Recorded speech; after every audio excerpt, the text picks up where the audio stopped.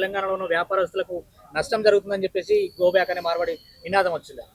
ఒకటి బ్రదర్, మీరు అన్నట్టు మీరైతే ఏదైతే చెప్పారో సికింద్రాబాద్ మోండా మార్కెట్లో ఒక దళిత బిడ్డని మార్వాడికి సంబంధించినటువంటి 6 వ్యక్తులు గుంపుతోని కులం పేరుతోని ఒక గుంపుగా వచ్చి కులం పేరుతోని బహిరంగ ప్రదేశంలో దూషించి కొట్టి ఆపడానికి వచ్చినటువంటి ఒక ఆర్యకట్కని ఇంకో ముదిరాజుని చెవులపంటి రక్తం వచ్చేలా కొట్టారో దాని తర్వాత మేము అక్కడికి వెళ్ళి ఏమైంది మీలాంటి మీడియా ఛానల్స్లోనే వస్తే వెళ్ళి బాధితుల్ని పరామర్శించి వాస్తవ విషయాలు అడిగి తెలుసుకొని వచ్చాం.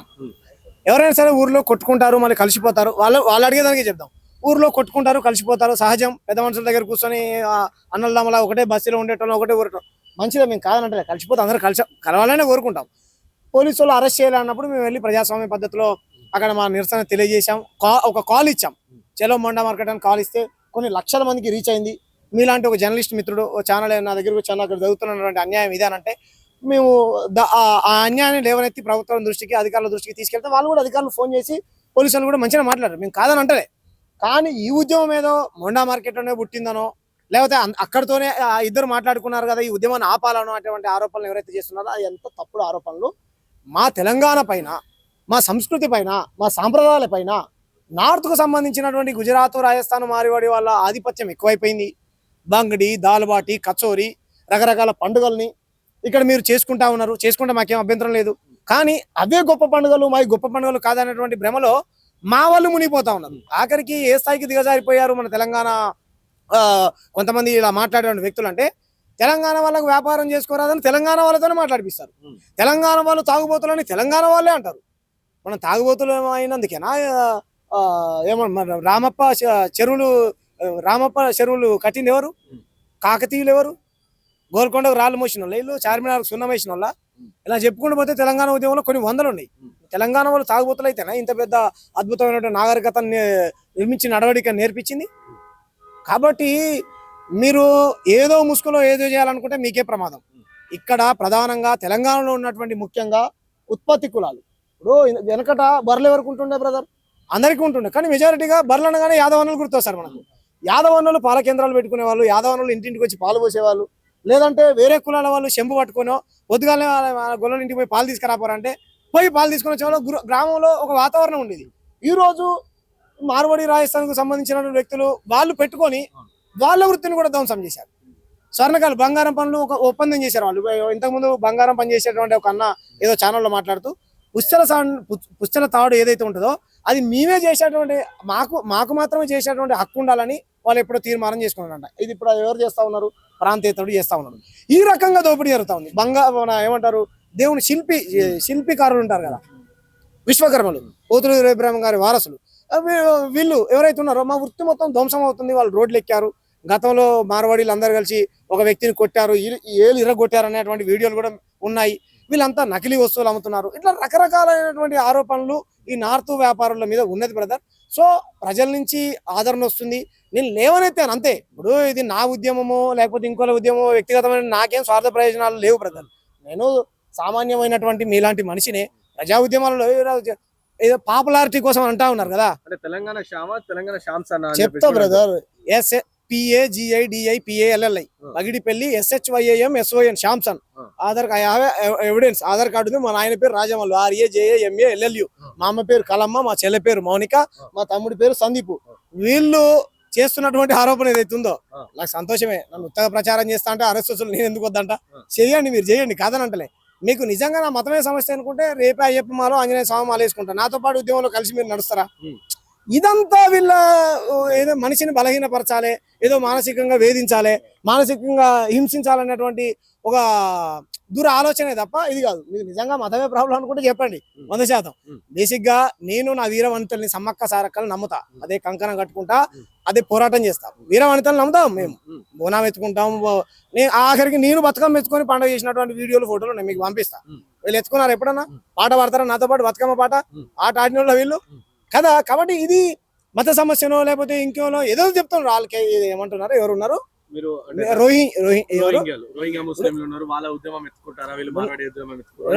నా పొలం, నాకు 1 ఎకరం పొలం ఉంది బ్రదర్. ఇలా కందులు వేసిన ఎమ్మడే మినువులే అంటే కందులు చేతికి రావాలి కదా, కందులు పంట పండాలి కదా. నేను ఒక ఉద్యమం చేస్తున్నా. అన్ని ఉద్యమాలు నన్నే చేయమంటే మీరెందుకు, మీ పార్టీ ఎందుకు? మీరు చేయండి. 8 మంది ఎంపీలు ఉన్నారు కదా నన్ను విమర్శించేటువంటి వాళ్ళని కదా. మీరు ఎప్పటి నుంచో సంఘ పరివర్తన కోసం పనిచేసినటువంటి గొప్ప సంఘం కదా మీరు పని చేయండి. నేనేమన్నా వద్దనా? రోహింగ్యాలు బిహింగ్యాలు నాకేమైనా చుట్టాలు అవుతారా?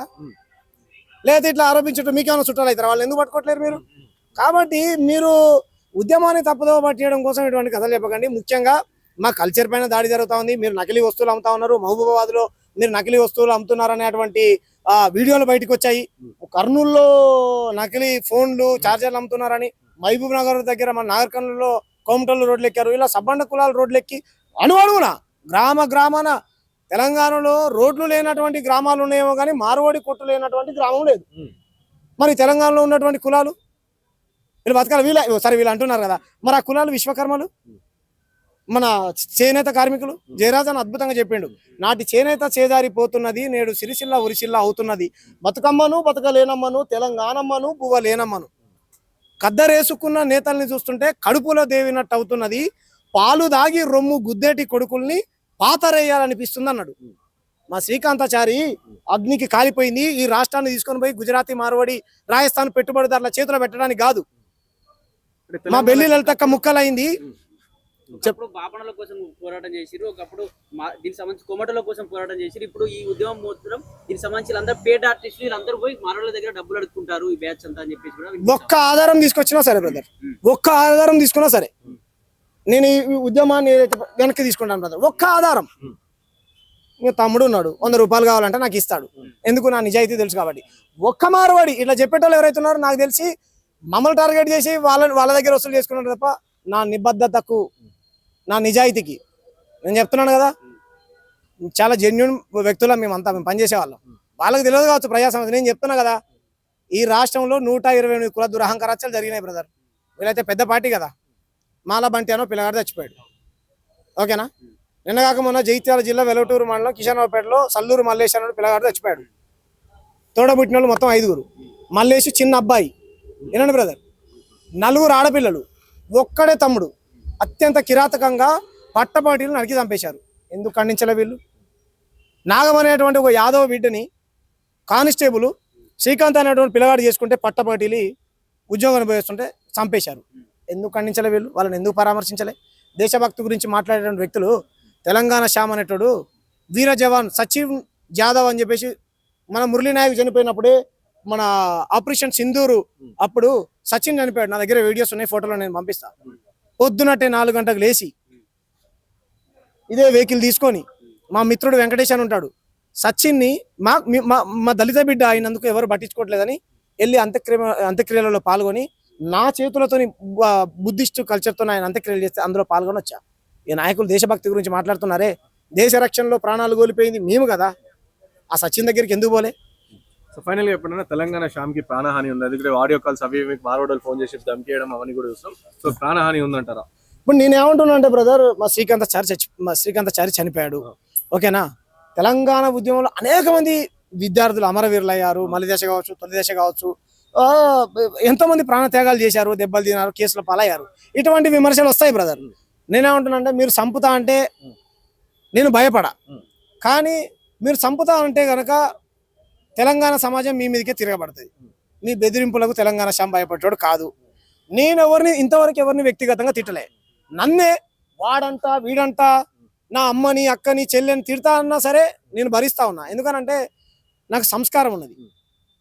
నేను భారత రాజ్యాంగ నిర్మాత డాక్టర్ బాబాసాహెబ్ అంబేద్కర్ ఐడియాలజీ కోసం, గౌతమ బుద్ధుడు, మహాత్మా పూలే ఐడియాలజీ కోసం పనిచేస్తున్నటువంటి వ్యక్తిని. కాబట్టి ఇటువంటి వ్యాఖ్యలు చేసే వాళ్ళు ఎవరైతే ఉన్నారో వాళ్ళని నేను పెద్దగా పట్టించుకోదలుచుకోలేదు. నన్ను చంపుతా అంటా ఉన్నారు. నేను హిందీ మాట్లాడాలంట, లేకపోతే నన్ను చంపుతారంట. హిందీని జాతీయ భాషగా ఒప్పుకోవాలంట, నన్ను చంపుతారంట. నేనేదో చెప్పారు, ఆ ఉద్యమంలో పాల్గొనాలంట. ఇంతకుముందే ఇక్కడ ప్రశ్నలు మీరు ఏదైతే రోహింగ్యా ఉద్యమం గో బ్యాక్ అంటా ఉన్నారో 2000% నా సంపూర్ణ మద్దతు తెలియజేస్తా ఉన్నా. సంపూర్ణ మద్దతుని.